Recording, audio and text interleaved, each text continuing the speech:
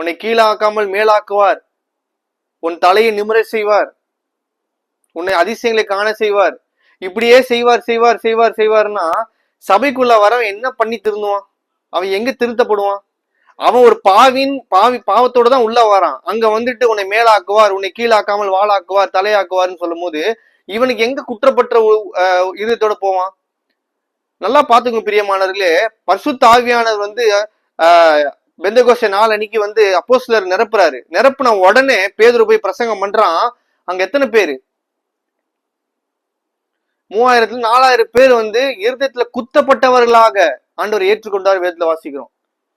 பரிசுத்தாவியன் ஒரு இடத்துல பிரசங்கம் பண்றாருன்னா, பரிசுத்தாவியான ஒரு இடத்துல இருக்கிறாருன்னா அங்க கண்டிப்பாகவே அவனுடைய இருதயம் குத்தப்பட்டு அவன் செய்கிற பாவ உணர்வு அடைந்து தான் செய்கிறது தவறு என்பதை உணர்ந்து அதை விட்டு விட்டு தேவனுடைய சமூகத்துல ஒப்பு கொடுப்பான்.